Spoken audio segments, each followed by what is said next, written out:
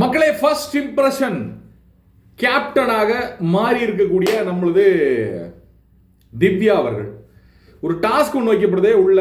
என்னன்னா, ஒரு பால் வந்து சென்டரில் வைப்பாங்க. இந்த பாலில் ஒரு ஹோலா லூப், அதை கயிறை கட்டி போட்டு அதை இழுத்து அந்த பாலை வந்து மேக்ஸிமம் எத்தனை பேர் வந்து எத்தனை அதிகமான பால்ஸ் எடுக்கிறாங்களோ அவங்க தான் இந்த வார கேப்டன். அதுவும் பிக் பாஸ் வீட்டில் இருக்கக்கூடிய ஆட்கள் யாரும் இல்லை, உள்ள வந்த வைல்ட் கார்ட்ஸ் அவங்க மட்டும்தான் அதை விளையாட முடியும் அப்படின்னு சொல்லிட்டாங்க. இது மட்டும் இல்லாமல் உள்ள பிக் பாஸ் வீடு ரெண்டா இருந்துச்சுல, Super Deluxe and Bigg Boss வீடுன்னு, அது ரெண்டுமே ஒன்றாகப்பட்டு இருக்கிறது. இந்த வாரம் நாமினேஷன் எல்லாமே ஒன்று தான். ஸோ தலையா வந்து யார் மாறினான்னு பார்த்தீங்கன்னா 2 பாயிண்ட்டுகள் எடுத்து திவ்யா மாறி இருக்காங்க. பாரு அண்ட் விக்கல் விக்ரம் இவங்க 2 பேருமே வந்து இதுக்கு நடுவர்களாக போடப்பட்டாங்க. பாரு அப்பயே அவங்களோட கேம் ஆரம்பிச்சிட்டாங்க. என்ன மாதிரினா இரிட்டேஷன் கேம். இவங்க மாற போறதில்ல அப்படின்றது நமக்கு தெரியுது. பட் திவ்யா கேப்டனா மாறினதுக்கு அப்புறம் இவங்க என்ன பண்ண போறாங்க அப்படின்னு கேட்கறதுக்கு நாங்கெல்லாம் ஆவலா இருக்கோம் அப்படின்னு பிக் பாஸ் வந்து ஒரு விஷயத்த சொல்றாரு.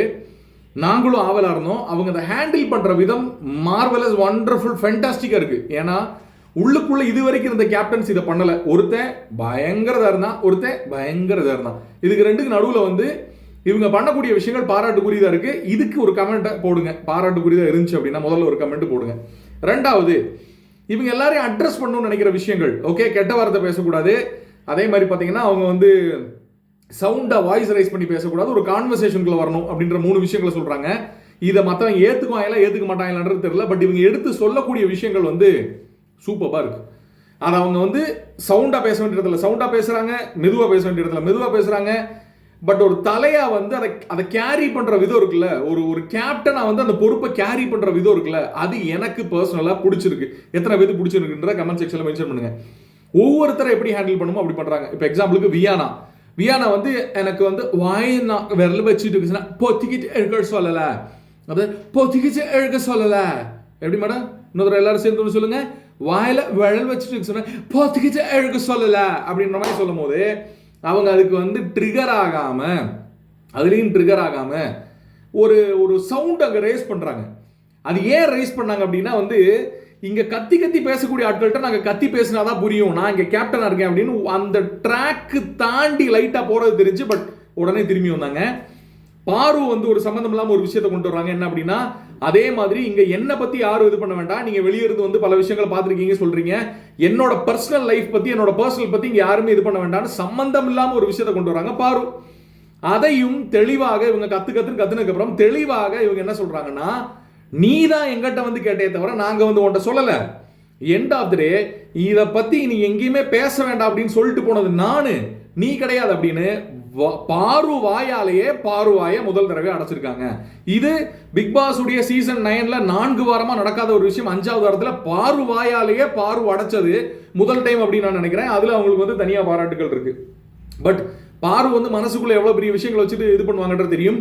எண்ணி திவ்யா இன்னைக்கு பேசியிருக்க விஷயத்த எல்லாத்தையுமே வந்து அவங்க உள்ள வந்து 14வது வாரத்துல இருந்தாலும் 14வது வாரம் வரைக்கும் பாரு வச்சு இது பண்ணதான் போறாங்க. அவங்க சேஞ்ச் ஆக போறது இல்லைன்றது ரொம்ப தெளிவா தெரியுது. பட் அஸ் அ கேப்டனா அவங்க அணிகளை பிரிக்கிற விதம், அவங்க வந்து இது பண்ற விதம், இண்டிவிஜுவலா இது பண்ணிக்கிற விதம், அதுக்கு வந்து அவங்க பொறுப்பு கொடுக்குற விதம், இது எல்லாமே இம்ப்ரெசிவா இருக்கு. இப்போதைக்கு இவரை விட பெட்டரான ஒரு கேப்டன் இருந்தால் மேபி நம்ம அவங்கள பாராட்டலாம். பட் இப்போதைக்கு வந்த கேப்டன்ஸ்ல வந்து இவங்க அணிகளை பிரிக்கிற விதம் எல்லாமே இதா இருக்கு. அணிகளை பிரிக்கும் போதும் கூட ஒருத்தவங்க கேட்டாங்க, அது முடியாது அப்படின்னு எல்லாருமே சொல்றாங்க. இல்ல அப்படி பண்ணக்கூடாது இப்படி பண்ணக்கூடாது அப்படின்னு. அதுக்கு அவங்க என்ன சொல்றாங்கன்னா, நான் தன்னிச்சையா முடிவெடுக்கிறேன், எனக்கு பிக் பாஸ் சொன்னார் நீங்க தன்னிச்சையா முடிவெடுக்கணும் அப்படின்னு, எனக்கு வந்து நான் விஷயங்களை ஆள்கிட்ட கேட்டுக்கிறேன் அப்படின்னு. அது பிக் பாஸ் வந்து இல்ல வேண்டாம் கேட்க வேண்டாம், நீங்க தன்னிச்சையா முடிவெடுக்கணும்னு சொல்லிட்டாங்க. அதுக்கு வந்து சூப்பர் ஓ அப்படின்றாங்க சுத்தி இருக்கவங்களா, இதை தான் நாங்க சொன்னோம் அப்படின்னு.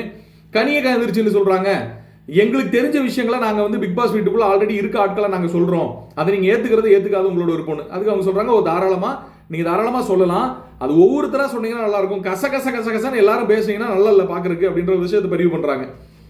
சபரியா இருந்தாலும் சபரி எந்திரிச்சுன்னு அதே தான் சொன்னாரு. இங்க பாருங்க, இது மாதிரி நீங்க பேசுறது வந்து எப்படி இருக்கு அப்படின்னா, நாங்க எங்களுடைய இதை சொல்றோம், பட் இந்த சீசன் வந்து ரொம்ப இதா இருக்கு, மொக்கையா இருக்கு நீங்க வந்து சொல்லிட்டீங்க, பட் ஒவ்வொரு தடவை அதை சொல்லும்போது எங்களுக்கு டிமோட்டிவேட்டடா இருக்கு அப்படின்னு சபரி சொல்றாரு.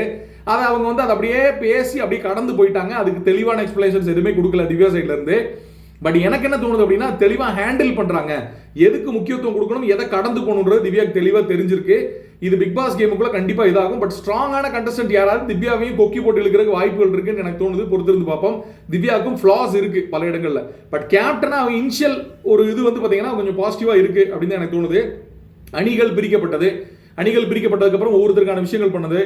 விக்கல்ஸ் விக்ரம் அப்படிங்கிற ஒரு ஆளை வீட்டுக்குள்ள யாரு கத்துறாங்க, யார் இது பண்றாங்க அப்படின்னு பாக்குறதுக்காக வைக்கிறாங்க அப்படின்னு சொல்லும்போது திடீர்னு டப்புன்னு எல்லாம் சொல்லிட்டாங்க, ஓ சூப்பரான வேலைங்க, அவருக்கு ஒற்றன் அப்படின்னு கொடுக்கலாம் அப்படின்னும் போது இவங்க டக்குன்னு டென்ஷன் ஆயிடுறாங்க. விக்ரம் வந்து அதை பாசிட்டிவா எடுத்துக்கிட்டேன்னு சொல்றாரு. எல்லாரும் சிரிச்ச உடனே வந்து இப்படிதான் சொல்றேன், ஒருத்தர் வந்து உடனே கேலி பண்றீங்க, ஒருத்தர் இது பண்றீங்க, அந்த வேர்ட் எல்லாம் சொல்ல வேண்டியதில்லை அப்படின்னு எல்லாரும் ஒன்று சேர்ந்துட்டாங்க. கெமியெல்லாம் எந்திரிச்சுன்னு சொன்னாங்க, இங்க பாருங்க அது அவரே ஃப்ரீயா எடுத்துக்கிறாரு, நீங்க இது பண்றீங்க அப்படின்னு. உடனே திவ்யா வந்து ஓகே சாரி, அவர் இதாக எடுத்துக்கிட்டாருன்னா நான் சாரி கேட்கிறேன் அப்படின்னு சொல்லி அதை கடந்து போயிட்டாங்க. இப்படி ஒவ்வொரு விஷயம் அங்கே வரும்போதும் அது ஒவ்வொன்றும் அட்ரஸ் பண்ணப்படுது அப்படிங்கிறது போன 5 வாரங்களில் 5வது வாரம் ஸ்டார்டிங் நினைக்கிறேன், இதில் வந்து முதல் முறையாக நடக்குது அப்படிங்கிறது நமக்கு ரொம்ப பாசிட்டிவாக இருக்குது. இந்த வாரம் ஏதோ ஒன்று கரெக்டாக போகுதுரா அப்படின்ற ஒரு சின்ன ஒரு இது கொடுக்குது. இது மட்டும் இல்லாமல் ரொம்ப இன்ட்ரெஸ்டிங்கான ஒரு விஷயம் இந்த வாரம் நடக்க போகுது. வெளியேருந்து இன்னும் 3 நாட்கள் உள்ள வர போகிறாங்க. அது என்ன அப்படின்றத நம்ம அடுத்த வீடியோவில் பார்க்கலாம். But first impression Divya create பண்ணியிருக்க இம்ப்ரெஷன் எனக்கு பிடிச்சிருக்கு. உங்களோட கருத்துக்கள் என்னன்றதை கமெண்ட் செக்ஷனில் பதிவு பண்ணுங்கள்.